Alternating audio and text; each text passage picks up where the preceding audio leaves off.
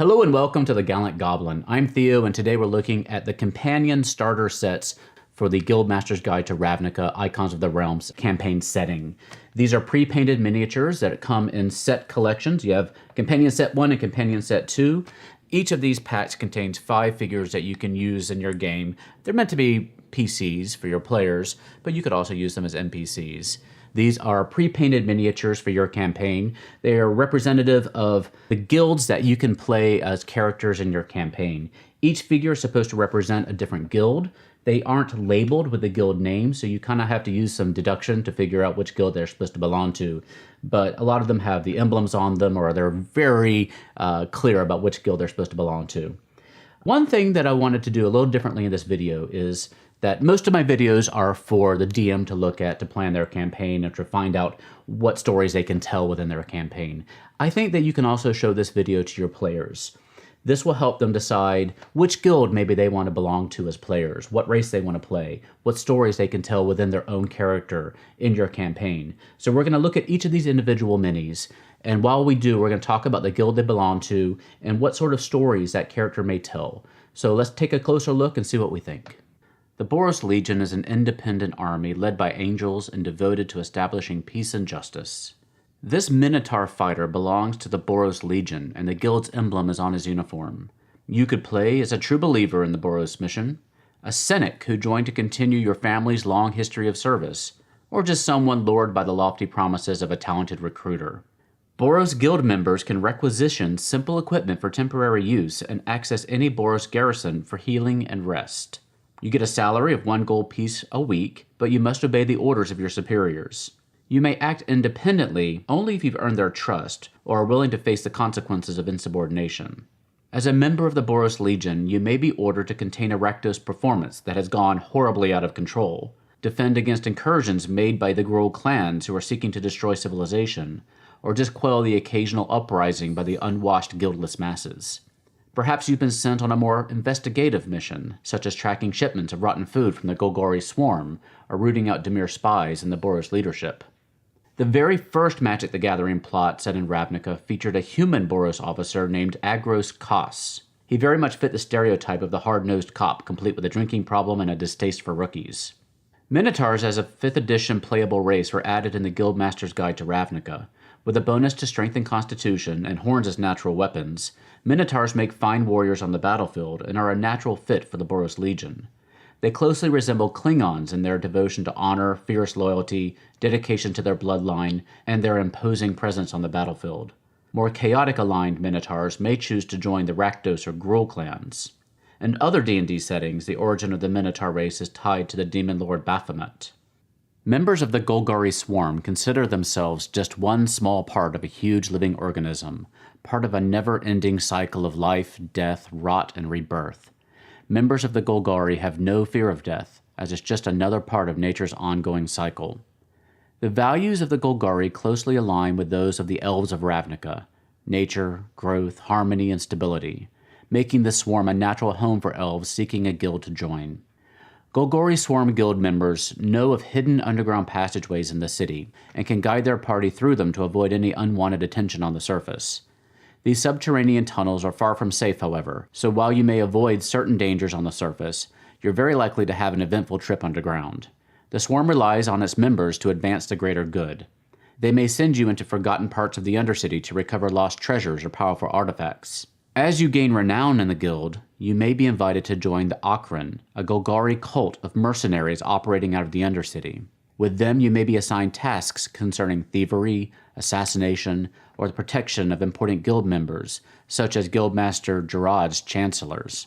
You may be asked to steal important objects or information from other guilds, either to help the Golgari or to cripple their rivals.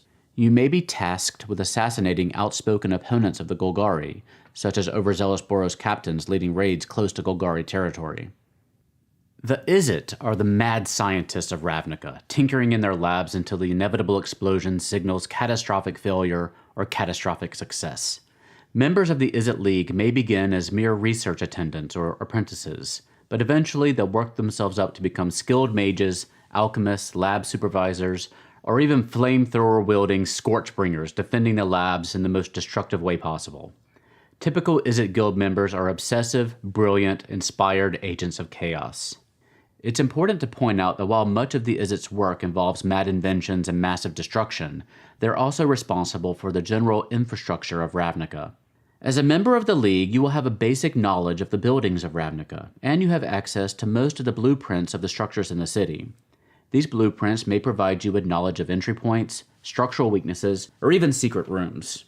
As a spellcaster, you'll make your way up the Izzet ladder by proving your skill with magic. Most Izzet sorcerers get their magic from the wild magic origin, but there are some who can claim a draconic bloodline. Typical specializations include the skill of conjuration, evocation, or transmutation. You'll probably be tied to a particular laboratory in the League, but you may be an independent researcher working as a consultant, or you may be a coordinator in charge of synchronizing the efforts of different laboratories. The Selesnya Conclave is calm, harmonious, and rather cult-like. They consider themselves a blessed community committed to resisting the ambitions of the other, less blessed guilds, with military force if necessary. The calm demeanor of the Selesnya Conclave makes it a natural home for the Loxodon, who are an oasis of calm themselves in the busy streets of Ravnica. You'll often find them humming or chanting softly to themselves and sitting in perfect stillness. Don't take them lightly, though, because if a Loxodon is provoked, it can pose a mighty threat. Loxodons often make their living as artisans, and many work for the Conclave, tirelessly and patiently constructing their cathedral-like arboretums. As a member of the Selesnya Conclave, you have access to any enclave in the city as a place of safety to rest and recover, as long as you have not proven yourself a danger to your guildmates. You can receive healing services for free, though you must provide any material components needed for spells. The guild encourages the subjugation of the individual for the good of the Conclave, but it also celebrates the diversity of individuals. Your superiors in the guild will support a variety of methods to achieve your ends, as long as those ends are seen as bettering the position of the guild and not just serving your own agenda. The dryads that be keep close tabs on their charges and will not hesitate to intervene if they believe you aren't acting in the Conclave's best interests. As a member of House Dimir, you'll most likely be employed as a spy, using secrets and misinformation to advance your agenda. A master imposter, you'll gain a secret identity in order to infiltrate another guild to learn its secrets, keep tabs on its activities, and perhaps undermine it from within. For example, you may be tasked with posing as an Azorius guard or supervisor in order to gain access to a high-profile prisoner in an Azorius prison. You'll have documentation, established acquaintances, and disguises to help you access your secondary guild. You can also drop this guise at any time to slip away into the guildless masses of Ravnica. Dimir employs a network of spies, thieves, assassins, and mind mages behind a facade. This guild fronts as a home for couriers, information brokers, investigators, reporters, and archivists. While they do trade in information, they do not necessarily get their wares by the most legal means. You'll use thieves' cant, runes, and non-verbal signals to surreptitiously communicate with other Dimir agents, often in plain sight. The Orzhov Syndicate is essentially the mafia posing as a religious institution. The guild's mission is to channel the wealth from Ravnican society into the coffers of the Orzhov, with most of the spoils going to those in leadership positions within the syndicate, naturally. As a lower-ranking member of the guild, your best hope is to siphon money off the top as it passes through your hands until you've secured a more prominent position in the guild. Once you've proven your usefulness to the Orzhov and worked your way up the ladder, you'll be able to exert leverage over those below you, ordering them to do mundane tasks such as delivering messages, procuring a carriage, or cleaning up after an unfortunate incident behind the cathedral. There are several paths of advancement within the syndicate. As an advocate, you'll be one of the Orzhov lawyers, overseeing contracts, representing clients in Azorius courts, or prosecuting those who fail to pay their debts to the Orzhov. Some clerics of the Order domain choose this path, using their magic to draw the truth out of the accused, or those who dare to cross the Orzhov. Others may specialize in encrypting texts, warding vaults, or cloaking secrets. Or you may choose to fill a more traditional cleric role, presiding over congregations, hearing confessions, and collecting indulgences. Your spellcasting ability does not come from a god, but the collective power of the spirits that rule the guild. Or perhaps you are the rarest of Orzhov clerics, one who believes the guild's wealth should be used to ease the suffering of the downtrodden.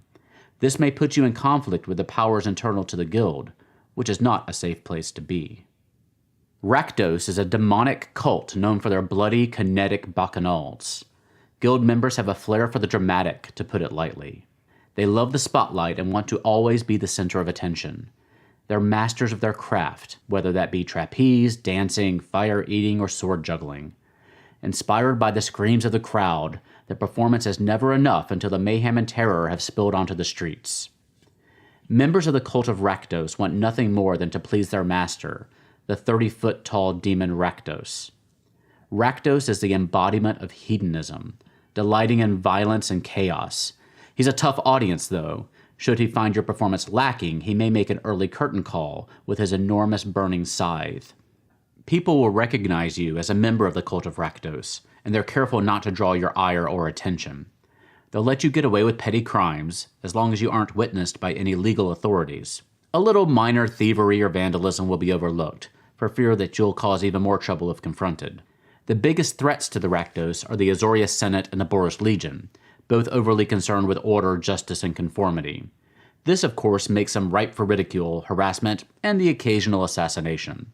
The Boros in particular are currently occupied dealing with Gruul incursions, but the Rakdos always know in the back of their heads that any sufficiently disruptive performance with a high enough body count might bring the wrath of the Boros Legion down on their heads.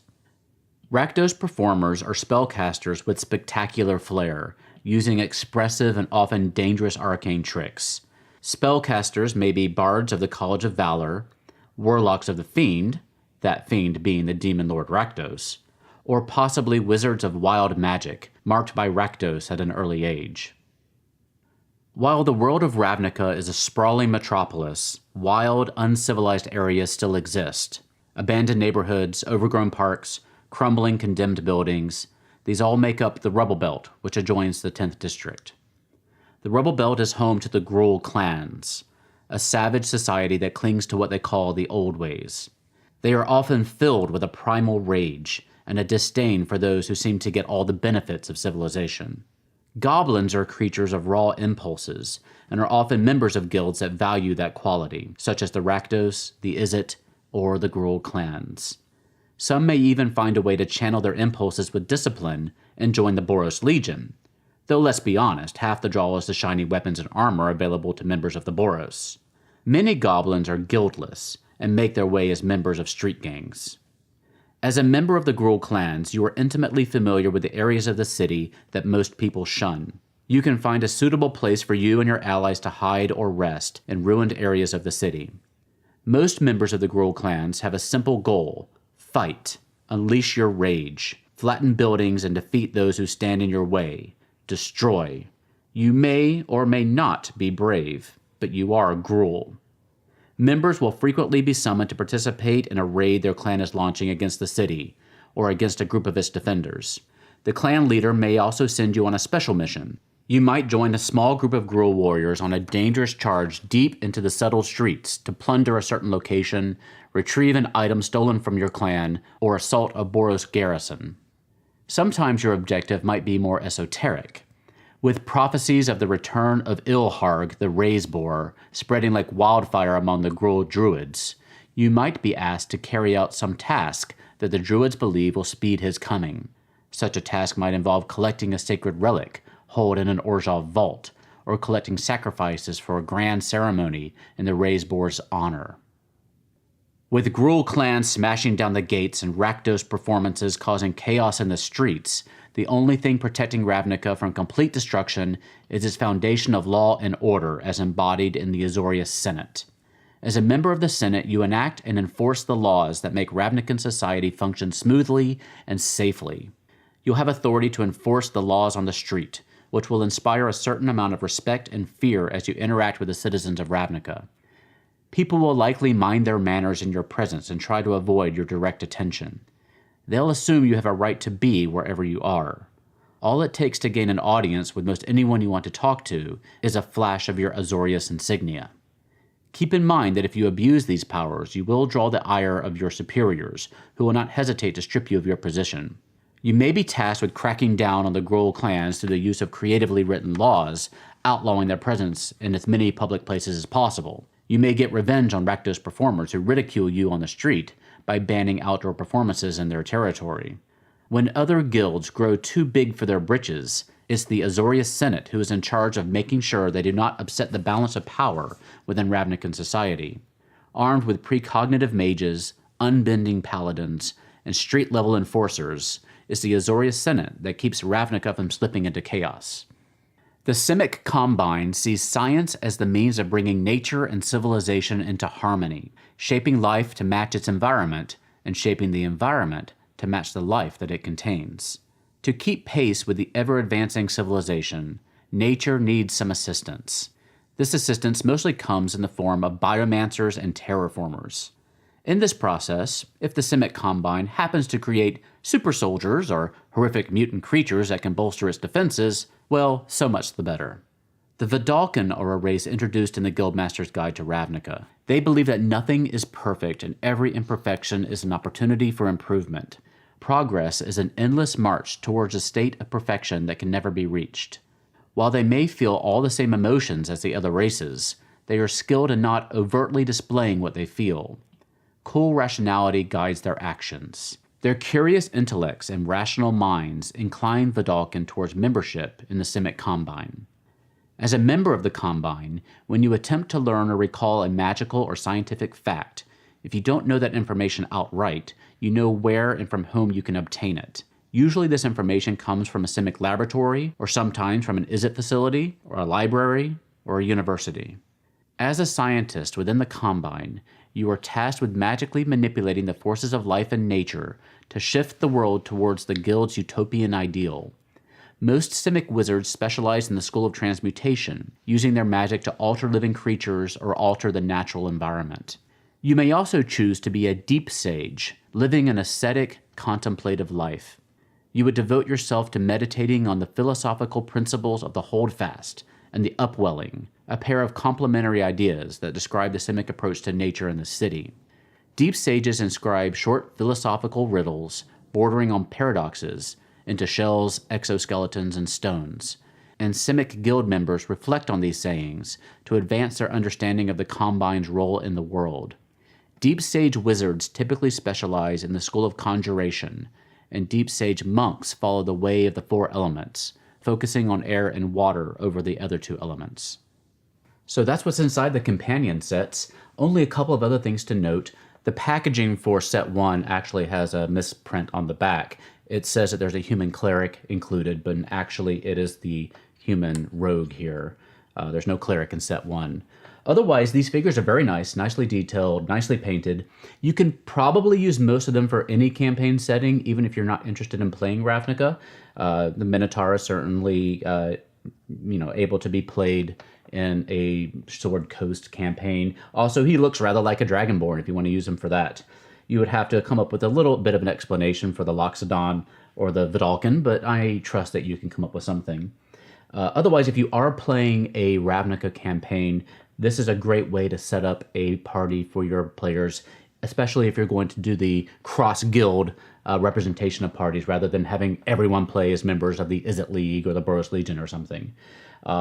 If you have any questions or comments or concerns about these, please leave them in the comments below. Otherwise, you can support the channel by liking our videos, subscribing, and leaving comments. That helps other people find our videos. And you can also follow us on Facebook, Instagram, or Twitter if you want to engage with us in other ways or see pictures of behind the scenes or what's coming up ahead in our future videos. I hope you're doing well, and we'll see you next time on the Gallant Goblin.